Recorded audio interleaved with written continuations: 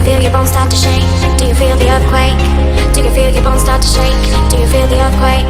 Do you feel your bones start to shake? Do you feel... Hi guys, and welcome to another SSI True Crime YouTube video. If you're new here, I'm Hazel. Today I'm going to be discussing the case of Maura Murray, who went missing in 2004. This case is unsolved, so we don't know where she is. There is a lot of information in this case, so to keep the video shorter, I'm only going to be discussing what I consider to be the main points of the case and the important information that you need to know. Saying that, let's get on with the case. Maura Murray was born on May the 4th, 1982. At the time of her disappearance, she was 21 years old, roughly 120 pounds, and about 5'7". She was living in a dorm in Amherst, I'm sorry if I mispronounced that, Massachusetts, and attending the University of Massachusetts as a nursing student. While in high school, Maura was very good at running track, and she was actually described as a track star. She was recruited to many schools for this, some that were even in the Ivy League, so she was very good at running track. But things were not always very smooth for Maura. She met a guy named Billy while she was at college, and their relationship is described as troubled. I'm not sure what troubled means exactly. I couldn't find a lot, but I believe they both cheated or he cheated. There was it was an on or off again relationship. It was never a rock solid relationship. Just before her disappearance, Maura had actually been busted for credit card fraud. She had found a receipt in a bin. You gotta remember, this is back in 2004, 2003 time, and it was all done differently, and the credit card number would be on the receipt. So she found somebody's credit card receipt. She used their credit card to purchase large amounts of food to have delivered to her dorm. Now, there has been rumours that Maura actually had an eating disorder, and that's why there was such a large amount of food ordered. But this has never actually been confirmed, it's just a rumour. She was arrested, but she just got probation and put on good behaviour, so she couldn't get in trouble, and yeah, she basically just got a slap on the wrist. She wasn't in major trouble for it. At this time, Maura actually had a mugshot taken in her dorm. For some reason, not the police station, it was taken at her dorm. But this mugshot doesn't even look like Maura. It's black and white, which obviously changes the image. But I don't know, she's just made out to look hard and not a nice person, when apparently she was actually a really nice person. If I can find the image, I will include it here. So yeah, the mugshot is very different to what you would normally see. If I can, I'll put a comparison. Here is Maura, how she'd normally look, and here is what she looks like in her mugshot. Right, now we're down to the timeline that runs up to her disappearance. On February 6th, 2004, Maura was at work. And while at work, she received a phone call and appeared very distressed and upset, and she was crying. So her co-workers went and got her supervisor and said something's wrong with Maura. So the supervisor went and asked her what was wrong, but she was just hysterical, crying, really upset. And all she said is, "My sister," and that was it. So the supervisor actually took Maura back to her dorm. She was so concerned about her that she offered to actually stay with her, but Maura said it was fine because she had a roommate. Which is actually untrue. Maura didn't have a roommate, so I don't really know why she said that, because it wasn't true. It is unknown who this phone call was from, what this phone call said, but she was upset. February 8th. Maura was actually at a party And for some reason, she was driving her dad's brand new Toyota. And she crashed his car, causing thousands of pounds worth of damage. She was taken to his hotel room where she slept for the night. But he claims he didn't know that she had even entered the hotel room, which seems a bit weird. To mention, her dad was actually in town because Maura's car had been playing up, and so he was there to help her try and find a new car.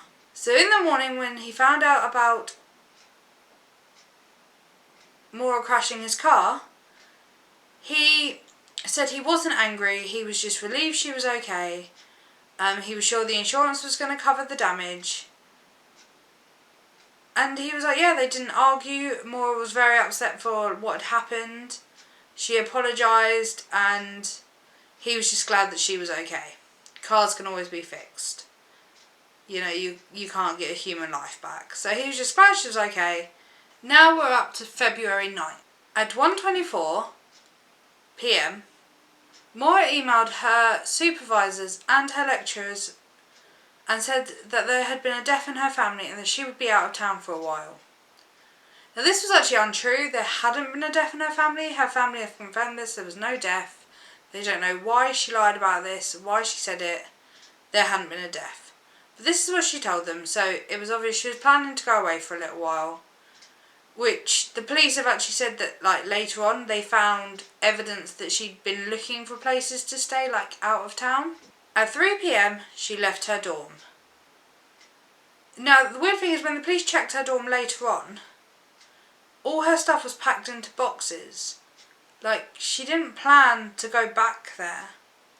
She was planning to move out of her dorm permanently. At roughly 3:15 p.m, there is CCTV footage of Maura making a withdrawal at an ATM. She withdrew $280 and then she went to an alcohol store and bought a large amount of alcohol. Like, if I remember correctly, it was like red wine, vodka, I can't even remember, vermouth, I think. There was a lot of alcohol she purchased. At roughly 7:27 p.m, she was driving down a road with very few houses. This was literally like in the middle of nowhere. And she was driving eastbound when somehow she veered off the road, hit a tree. They had theorised that the car span, and somehow she ended up facing the wrong way in the eastbound lane of this road. The windscreen was cracked. There was a lot of damage to the car. The driver's side was damaged. I think the rear passenger side was damaged. There was like a lot of damage to the car. A bus driver named Butch pulled up beside her and asked her if she needed him to ring the police. She said to him that it was fine. She had called the AA. And that they would be out to assist her. Now Butch thought this was weird because he knew the area. He lived literally like 100 yards away and knew that there was no phone cell service in that area. So how did she phone the AA? It didn't make sense. So Butch offered her assistance. She declined and told him not to phone the police. But when Butch got home, he rang the police anyway and informed them of the accident, said that, described Maura, and they said they would dispatch someone. Now Butch couldn't actually see Maura from his house. He saw a few cars drive up the road, but he did state that he couldn't see her, even though he wasn't that far away. Officers arrived at 7:46. When they arrived, they found the car locked and Maura was gone. They couldn't find any sign of her anywhere. They found red stains on the ceiling of her car and I think on the outside of the car as well. These are believed to be red wine, but this couldn't be proven. There was also a Coke bottle found with a red substance in it that smelt severely alcoholic. Apart from that, in her car, they just found the normal, like, CDs, gloves, just normal stuff you'd find in somebody's car. Maura's phone and credit cards were missing, so she obviously had them on her, or it is assumed she would have these on her, as they were not in the car. These have never been used and never been found. 6 days after Maura went missing, the Bolton Globe, which I believe is some like newspaper, I'm not from the area so I'm not sure, but they made a statement saying that helicopters, search dogs, let me just double check there. Let me quote it word for word. Tracking dogs, helicopters and trained searchers, local and state police, as well as fish and game officials, covered nearly 20 miles along Route 112, but found no evidence of Murray's footprint in the snow. The tracking dogs lost her scent within 100 feet of the incident, leading investigators and her loved ones to believe she either hitched a ride or continued on her way, or was abducted. Neighbours and passers-by gave conflicting witness statements though. Some claimed they saw somebody else in the car, possibly a man smoking a cigarette. Others said they saw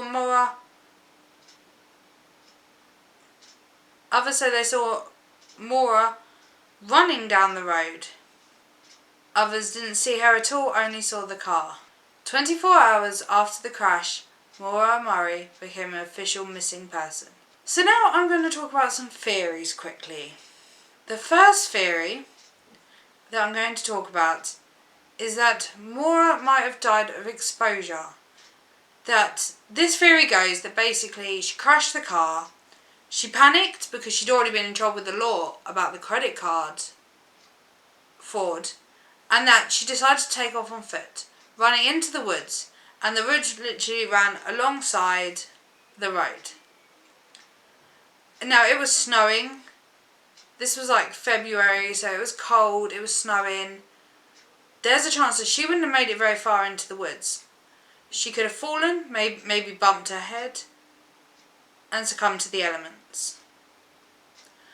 But this seems unlikely, because there was tracking dogs that tracked her up the road, not into the woods. They never once signalled into the woods.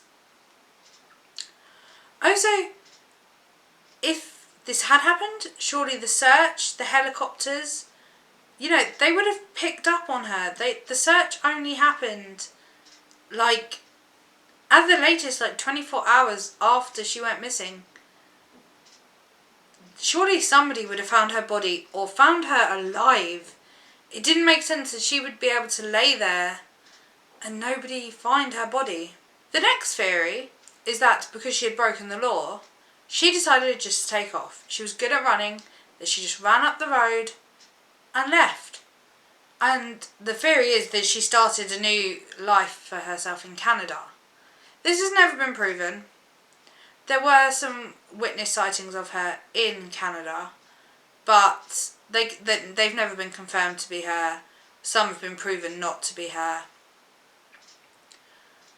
And I just don't think I believe this. Yes, alright, maybe she didn't want to get in trouble for drink driving or for crashing the car when she'd already had an accident like the day before. But would you really disappear for 15 years? Wouldn't you let your family know you were okay? I can't see somebody just disappearing into thin air just because they were scared of getting in trouble. Not for 15 years. It's possible, I suppose, but I would think if that is the case, there is more to it. And I hope that she would come forward and tell her family why she did it and what happened. Now, there is a theory that Maura met with foul play. But obviously, she wasn't meant to be on this road. There was no plan for her to crash her car. So if she did meet with foul play, it would have been a crime of opportunity. Butch has actually been looked at, the bus driver, because he was the last one to have seen her alive. But I think he's been ruled out of the investigation now. I'm not 100% sure, but I'm pretty sure. I think I read that he's been ruled out. So maybe she took off running. Somebody pulled up, offered her a lift. Her family has said it is very likely she would accept the help of a kind stranger. Like, maybe she didn't want Butch's help because he'd seen the crash. But maybe somebody else didn't know she'd crashed, just saw a cold woman running along the road, offered her a lift. Could that have happened? It is a possibility. It would be extremely unlucky that she just happened to meet somebody that wanted to harm her. But it is a possibility. There was a house named the A-Frame House that came into the police's investigation. So they took cadaver dogs there. Now, cadaver dogs are used to search for dead bodies. They track the scent of a decaying body. And these dogs hit in this house. But no body was found. It's not proved it's Maura. It could have been anyone. To be fair, I think the house is abandoned. So it could have been, a homeless man, or maybe another crime took place there. There is no proof that this was Maura. But it is interesting, and I think that house definitely should be looked into more. The last theory I have is that Maura planned to end her life. That is why she drove out that way, was to end her life. And it is possible that maybe she crashed her car into the tree trying to end her life, and that when it didn't work, she took off into the mountains and did it there. But again, if she did, why did nobody discover her body? She was on foot. She couldn't have made it that far. And the helicopters and that, maybe somebody should have picked up on it. But then again, there's room for human error. Maybe they didn't. Now, Maura didn't appear suicidal. But then again, not everyone that commits suicide does. Some people can seem like the happiest person in the world, and they still choose to end their life for reasons we cannot understand. Their thoughts can be very private. Maybe she didn't choose to discuss her thoughts with people. I don't think it can be ruled out, but I also think, again, it just seems unlikely. None of this makes sense as to why she would have disappeared. Maura's family have believed from day one that Maura met with foul play. They said that she was a kind person who would have never let her family worry for this long, and never left them with unanswered questions. They believe that the only way Maura would have left her family for 15 years and never be heard for is if either somebody was stopping her, or if sadly somebody hurt her. In May 2018, there was a Find Maura Murray GoFundMe page set up that raised £10,000. That this money is going to go towards ground-penetrating radar to help search some of the areas that are linked to the case. And that's all I have for you today. So 15 years and we have no answers. I can't tell you what happened to Maura, but I hope that one day her family get the answers that they deserve. Everyone deserves to know what happened to their loved one. If you have any information at all about Maura or about the case, please contact the local police. If I can find their contact information, I will put it in the description. Leave a comment. Let me know what you think happened. Let me know if there's anything you think that was important that I missed out. Because like I said, there was a lot of information, so I chose just small bits that I deemed to be important. So yeah, let me know anything I missed. Let me know your theories. If you knew Maura, let me know what she was like. She seemed like such a kind person that a lot of people cared about. I'd love to know more about her. And I hope the family do get their answers. And that's the end of today's case. Thank you for watching. If you enjoyed this case or you like my videos, give me a thumbs up down below. Think about subscribing. I do these cases, I aim for one a week. My upload schedule is not brilliant, but I do these regularly. So yeah, subscribe, join the family, and I will see you in the next video. Bye! Do you feel your bones start to shake? Do you feel the earthquake? Do you feel your bones start to shake? Do you feel the earthquake? Do you feel your bones start to shake?